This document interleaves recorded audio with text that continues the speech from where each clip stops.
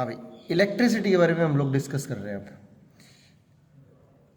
12th chapter अपना, इसमें सबसे पहला पॉइंट जो है वो है इलेक्ट्रिक चार्ज। क्या है? Electric charge. अब इसमें आपको क्या क्या चीज़ समझनी है। देखिए, चार्ज को हम लिखते हैं क्यू से।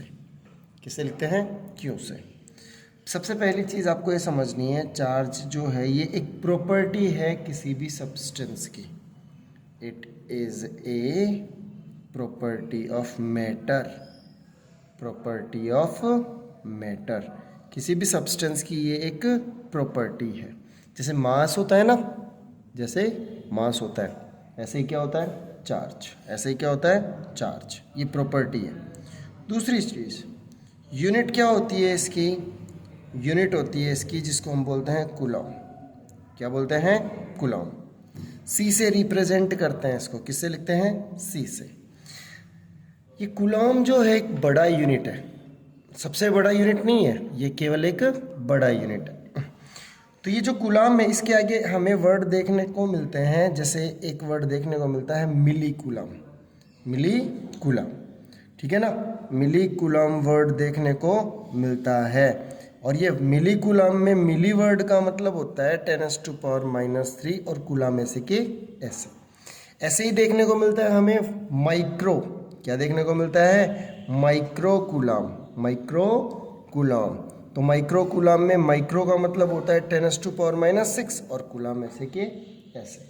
एक और देखने को मिल जाता है कई बार, जिसको बोलते हैं नैनो कूलम। नैनो कूलम का मतलब होगा 10⁻⁹ आ गई ये बात समझ में? ये छोटा है, इस वजह से ये मिली, माइक्रो और नैनो इसके साथ यूज आते हैं। इसके बाद में बिगेस्ट यूनिट क्या होती है चार्ज की? Biggest unit of charge. Charge की सबसे बड़ी यूनिट क्या होती है? तो हम कहते हैं चार्ज की सबसे बड़ी यूनिट हमारे पास में होती है फैराडे। क्या होती है? Faraday. 1 Faraday equals to 96,500 of coulomb. Okay, समझ में आ गई मेरी बात? ऐसे याद रखना है तो एक डेटा और याद रख सकते हो जिसको हम बोलते हैं smallest unit of charge. Smallest unit of charge. Charge की स्मॉलेस्ट यूनिट क्या होती है? तो हम उसको बोलते हैं फ्रैंकलिन। क्या बोलते हैं? फ्रैंकलिन। ओके, ये चीज़ें आपको ध्यान रखनी है, ध्यान रखनी है।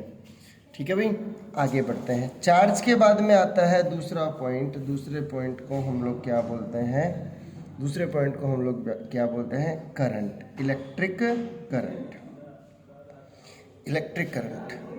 इलेक्ट्रिक करंट क्या होता है? ध्यान से समझना। आई से रिप्रेजेंट करते हैं। ये करंट क्या होता है? Rate of flow of charge. Rate of flow of charge. Rate of flow of charge.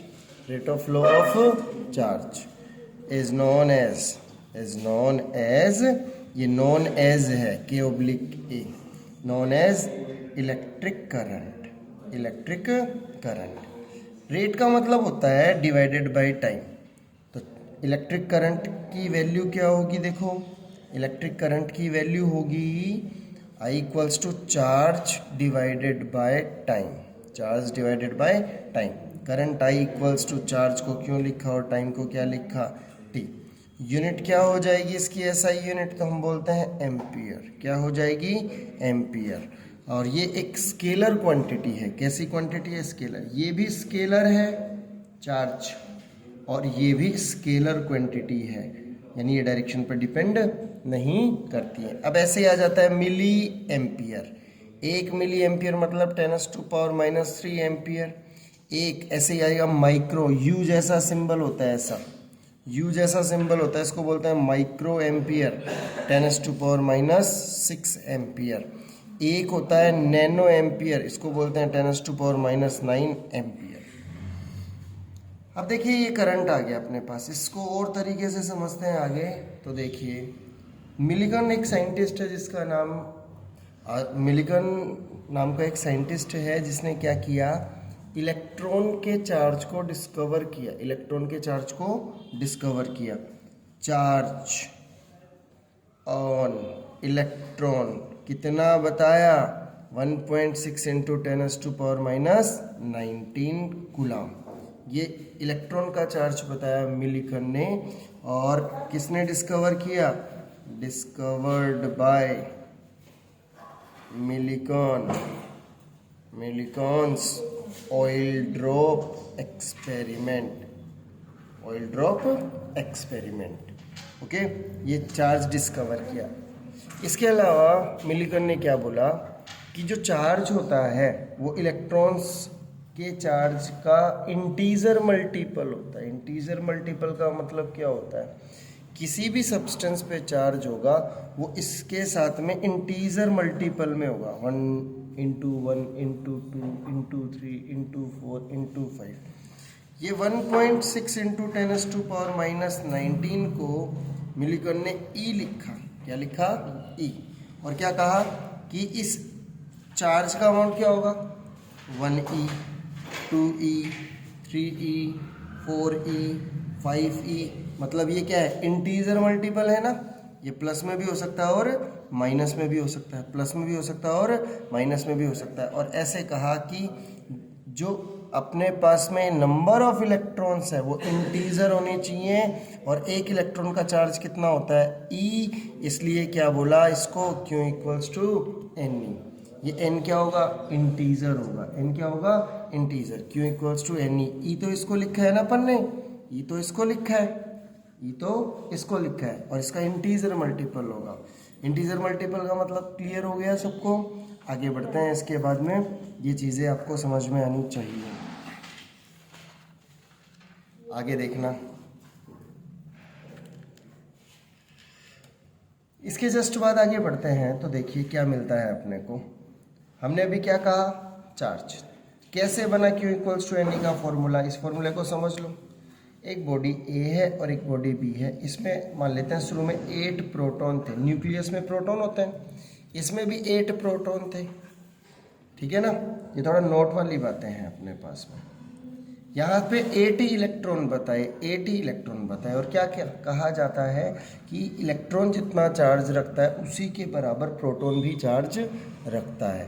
पर इलेक्ट्रॉन नेगेटिव रखता है, प्रोटॉन पॉजिटिव रखता है। तो इलेक्ट्रॉन और प्रोटॉन दोनों बराबर अमाउंट में, चार्ज भी बराबर होगा, लेकिन अपोजिट नेचर का होगा। इसलिए टोटल कितना हो गया?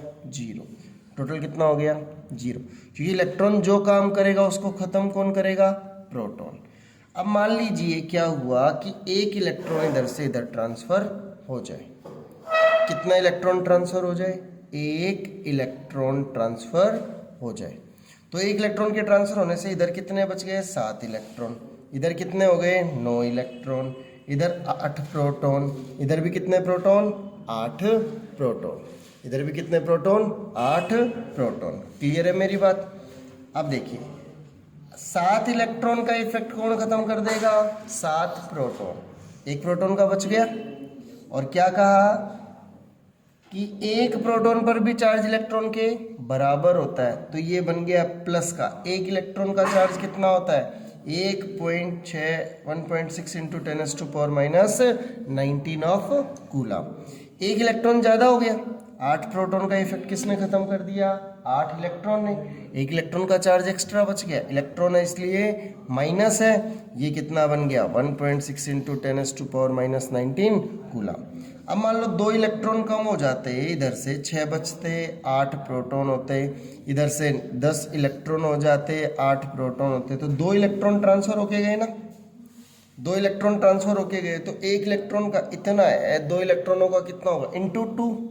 इसको हमारे साइंटिस्ट ने ई लिखा प्लस का, इसको लिखा माइनस का ई। तो हम क्या कहेंगे? दो प्रोटॉन का ज़्यादा होगा ना यहाँ पर, तो प्लस का 2e।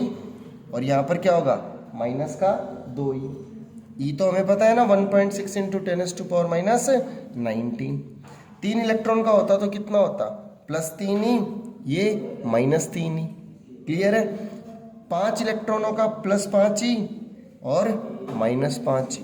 n इलेक्ट्रॉनों का प्लस Ne और माइनस Ne। इसीलिए फॉर्मूला बना n इलेक्ट्रॉनों की वजह से कितना चार्ज बन सकता है? Q equals to Ne। Plus भी बनता है और माइनस p बनता है, इसीलिए इसको इंटीजर बोला गया है। क्या बोला गया है? इंटीजर। इंटीजर में दोनों बातें होती हैं, इंटीजर में दोनों बातें होती हैं। बोलो क्लियर है क्या?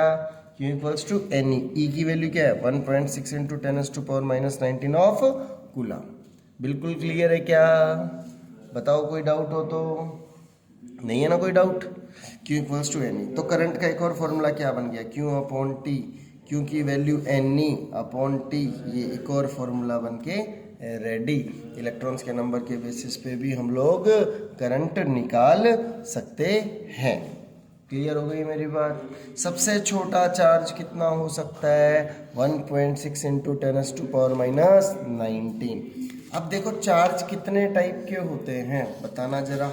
चार्ज कितने टाइप के होते हैं? Types of charge, types of charge. तो चार्ज हमारे पास दो टाइप के होते हैं, एक तो पॉजिटिव होता है और एक कैसा होता है? नेगेटिव। कैसा होता है? नेगेटिव। एक तो पॉजिटिव और एक नेगेटिव।